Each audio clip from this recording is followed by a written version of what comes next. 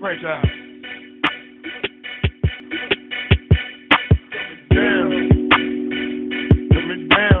What's up, y'all? This is another episode of SayWord podcast. I got something that's special in store for y'all. Come with me and check and see what's going on. What's up, boy? What up, man? Good?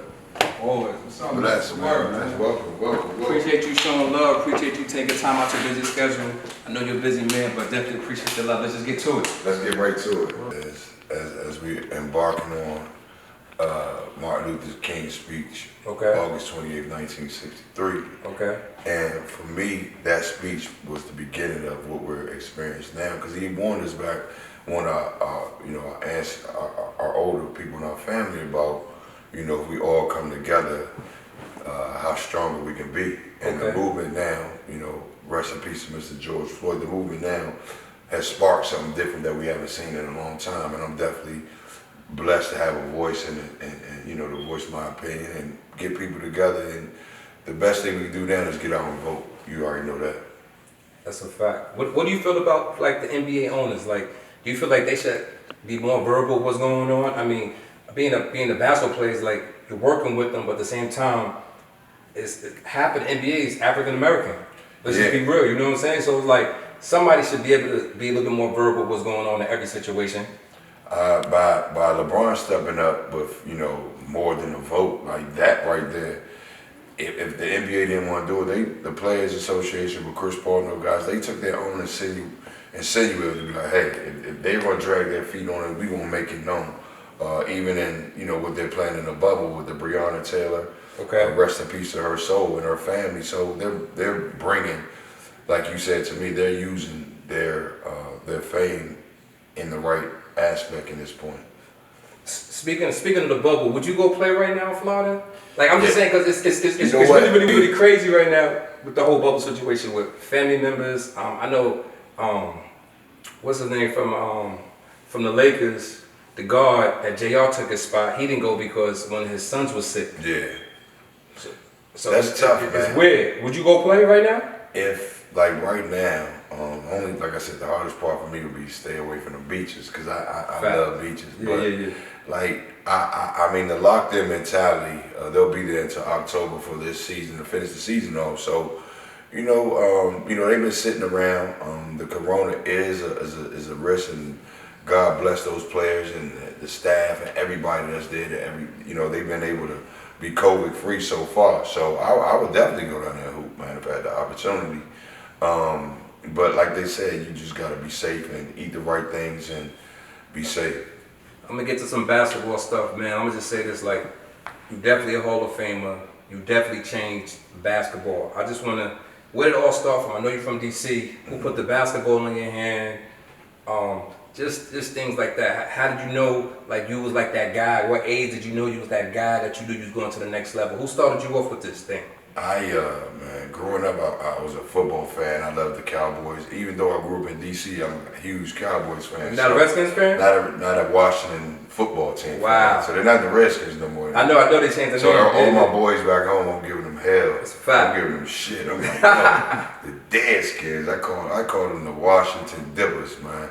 But Washington Lovers. But yeah, man, basketball for me in D.C. is a melting pot. Like you and Mike, like everybody, Rafe, Skip, like fact. New York, like every day you came outside, it changed every single year, every single summer, every day after school. It started to be a lifestyle for me at like 9 years old, 10 years old, to where, schoolwork, basketball, football. So at a young age, I was determined. But as far as knowing that I'll be able to compete at a high level, it was when I was able to play consistently with the big boys at a younger age.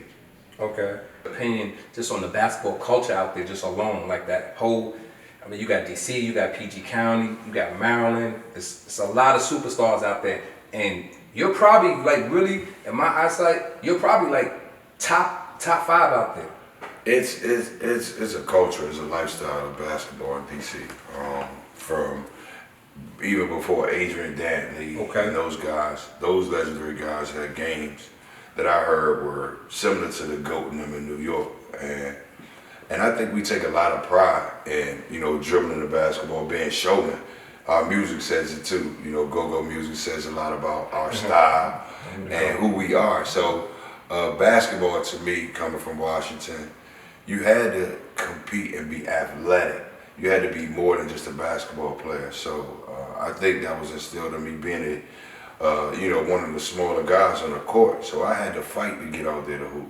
And anybody that had to fight, as a little man on the court, you always wanted to try to be the big dog. I mean, do you really consider yourself a little guy? Because you like 6, to me, you like the original big guard, like the original big guard. Yeah, you know who was a guy to me.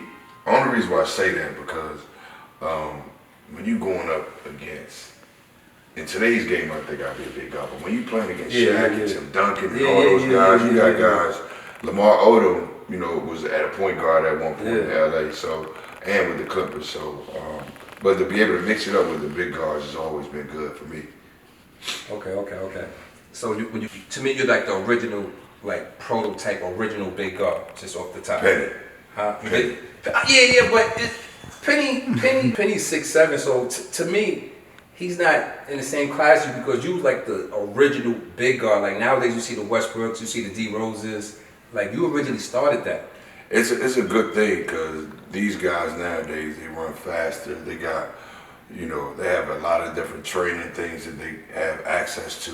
A lot, so much more resource to get their bodies in tune to play like machines. And I'm mesmerized how quick they are able to bounce back from injuries. But to me, playing in a league where, the average height is 6'6" and being under that size, you have to have some type of chip on your shoulder to consistently be effective in the NBA. That's a fact. Let me get back to you leaving high school. I know you went to 2 junior colleges. How was that experience? And just explain to the world because your path to the NBA was different from other people's path. For me, we moved so much in DC. We moved from Southeast, Northeast, Northwest. We moved to Maryland and all of those type of things. So, growing up it was tough.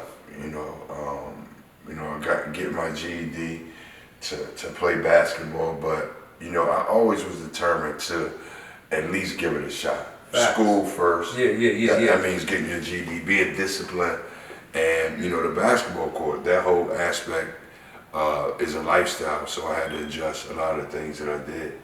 I mean, but it's crazy because like when you read your story, like how did you stay focused? Like how was you able just to like stay focused with everything else going on? I didn't want to be like everybody else. I didn't want to be broke. I didn't want to go to jail. I didn't want to be the one from the avenue who went to jail, who had the talent. I wanted to be the one that came back with a degree, who came back with a success story because we've seen so many different people who had the opportunity, who had the limelight in their favor to do it. So, and of course, being hungry and being hungry to do my best.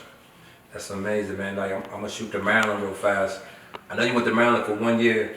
Yeah. Was that your first school? Because I mean, you could have probably really went anywhere at that time, but did you just want to stay I wanted to go to Georgetown. Yeah, Georgetown was my first choice. Of course, anybody from DC, they want to go to Georgetown. So I wanted to go there, but things didn't work out. But I had history with Coach Williams and Coach Hahn and all the coaches that were there.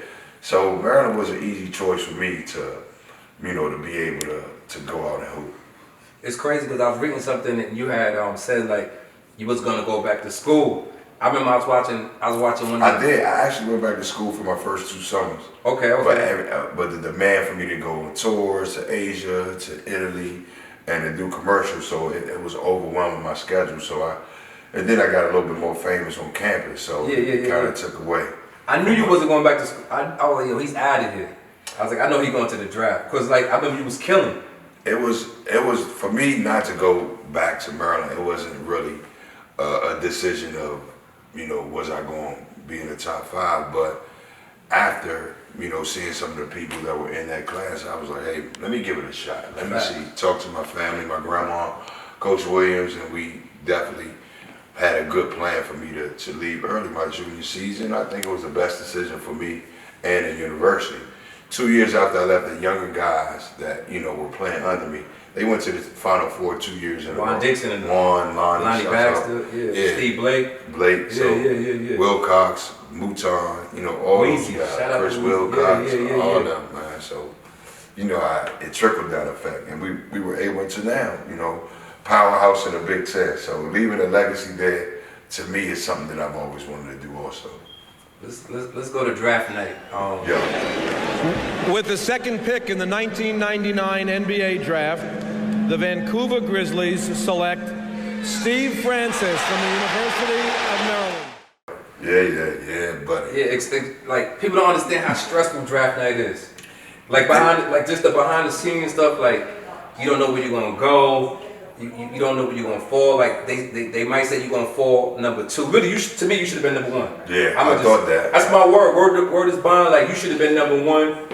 Everybody thought you was gonna be number 1. Mm-hmm. And just take us to draft night. How was that experience and just the behind the scenes stress? I just wanna relive that moment, the whole process, because not too many people get drafted at home. Yes. The draft was in Washington, D.C. Yeah. For me, it was added. I went to school in Maryland, and it was right up the street. So it was a party for the whole city that whole year for me at Maryland. To me, I was happy going into the draft. I was confident I was going to be the first player chosen, which was word to the management there. You know how that goes. I was like, all right. So I went looking for a crib in Chicago. So I'm all right, I'm in Deerfield. I'm looking for.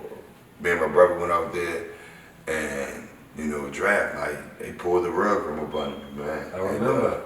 I didn't take it the right way on television, but I felt that way, man. Should I have shown that emotion? I mean, that's how I felt. Do you regret it though? I don't regret it at all. I don't regret it because that's exactly how I feel, and that's how I play, you know. And so I think the way that I played throughout my tenure in the NBA proved that. Do you think if you went to Vancouver, your career would have been different? I would have been in Memphis. Oh yeah, I'd have been in Memphis. They left. But a lot of people try to say I did something because I didn't go, that the team left. But I think the financial barrier of playing in that part of Canada wasn't really good for the NBA at the time, because of course hockey is king of Canada. You know that. That's amazing. I remember that draft. Now I remember I seen your face. I was like, oh man. I was like, he ain't trying to go to Canada. He ain't trying to go to Vancouver. He like, it's too cold up there. The distance. And then your grandmother. My grandma. Your grandmother's like, man, I ain't messing with no Vancouver. The year before, you know, like I said, they drafted Mike Bibby, and I was like, damn, am I gonna have to? Mike Bibby, he a good point guard. He's a solid guard, and coming in, I wasn't ready to play the 2 yet. I knew it was going to take me to get my range, my 3-point range down consistently, which I worked on. As you can see, my 3-point percentage went up over my career before, you know, so those were some of the things I wanted to work on, but Vancouver wasn't the spot for me. That's a fact. That was the roughest place I played my first game. It was batteries, tomatoes, all types of stuff, so it was crazy. So when you got the news you was going to the Rockets, what was just like your first feeling? All I could think about was San Jack Junior College. Being here in Texas, being back where I really started my basketball career back here in Texas, I was happy to be teaming up with Scotty. We was supposed to be here, Charles, and of course Dream, but you know, Scotty was traded in the trade. But to get those years with Dream just for knowledge and seeing him being a professional, because they traded him. So me coming in seeing him get traded, I should have known back then that anybody can get traded. But me being the franchise, I'm like, they ain't gonna trade me. But yeah. I mean, but let's just be 100 though. Like you kind of earned that name from being in Houston. Yeah. Like that whole franchise name, the city of Houston gave you that name. You came out here and you destroyed. How's that transition? Or how's that transition just to go from Maryland playing against the college elite, now playing and dominating in the NBA right now? And you dominated like early. But I was saying I was on the show the other day that like coming from junior college to Maryland was just like playing at home, because Maryland was right down the street from where I grew up at. And coming back here to Houston from San Jacinto was right down the street. So I felt comfortable from the beginning, especially Coach John, Rudy, the city of Houston. Everybody, they really took me with open arms as a young rookie and starting at that, and they gave me the opportunity. Rudy gave me the basketball, and I kind of learned as I progressed throughout the years. You know, I learned on the job, and I think that helped with my tenacity out there in the basketball court. Do you feel like when Coach, when Rudy left, you feel like when Van Gundy stepped in, it changed your whole game? Oh, night and day. I mean, Van Gundy's a trip though.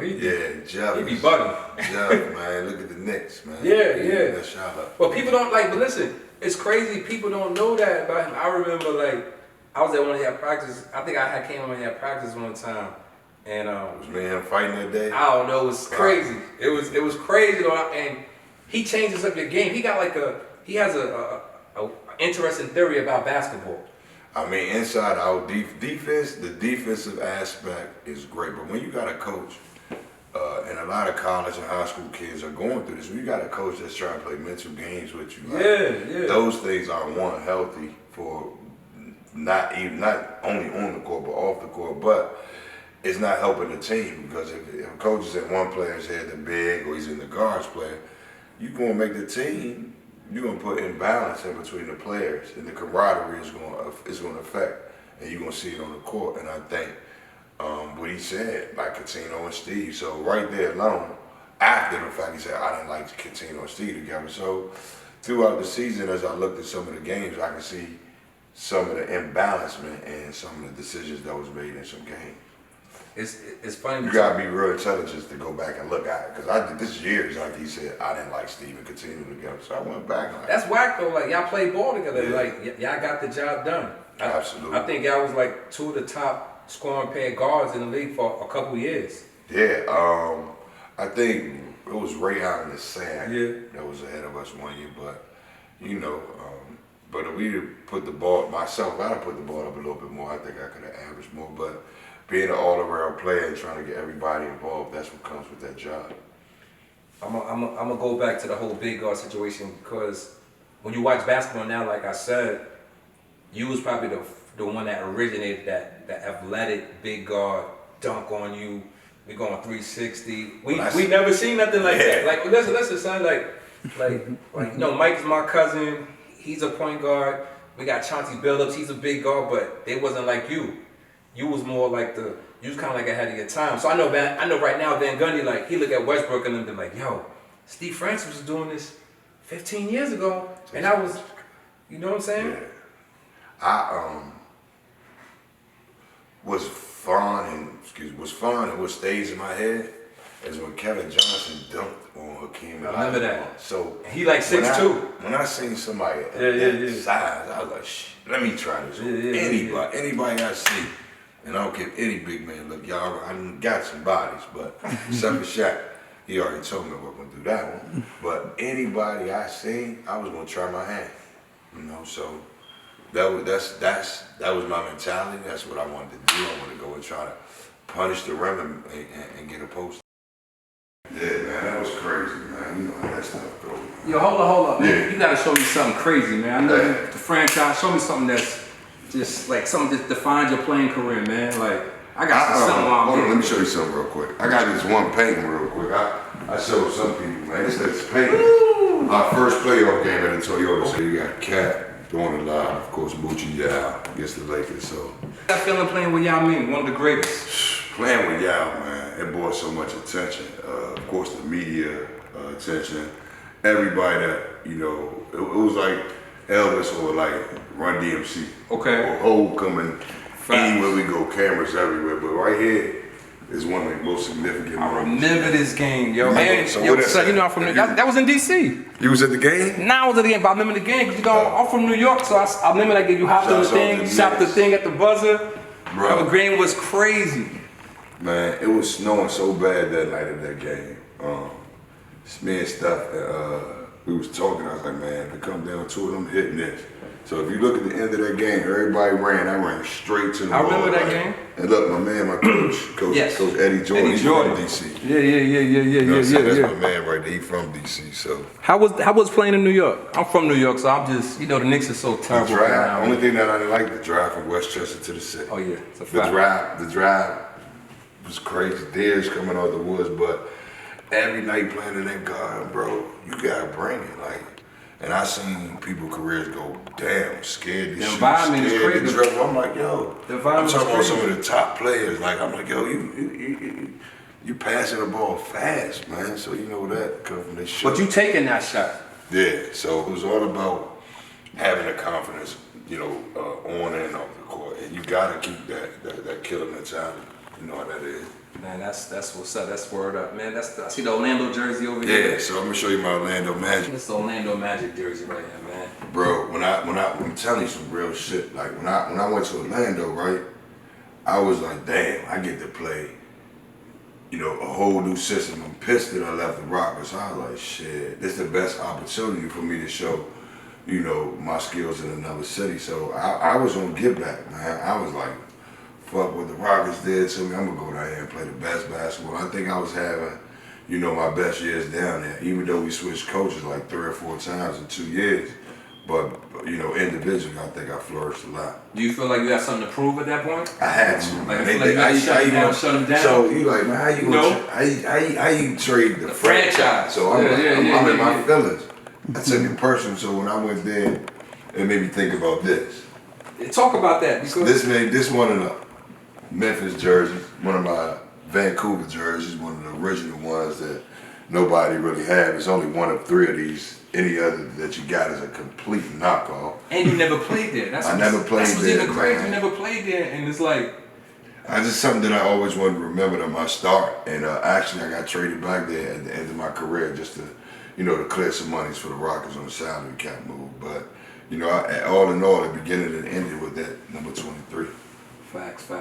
So man, give me your insight on DC basketball, street ball, basketball. Like you like one of the original best street ball players, and to be able to elevate your game to like a traditional basketball game. Just give me your insight on that. I think it's levels, just like in any major city. It's levels. You already know who the big dog on the block is. You know who the big dog in the gym. Whoever picks the team. So just like you playing on them teams that never come off the basketball court when you playing. So I always wanted to get to that level in the gym where we had our bumps. I wanted to play with Greg and them. I wanted to play with Moochie. I wanted to play, with Kurt Smith. I wanted to play with the big dogs. So when I went back to play with the regular civilians, I was doing my big dog play. So that was always something that I strived for when I was on the court. I got a couple more questions and I'm gonna get up out of here. Another episode of SayWord podcast. Word. Man, you gotta give me your top 5 basketball players right now. Right now, the way the NBA going, man, in the bubble, I like Jason Tatum from Boston. Young guy. I think Jason Tatum is doing a great job. He's real versatile. Of course, you gotta look at Morant. Okay. You gotta look at these young guys. You got LeBron, who's above.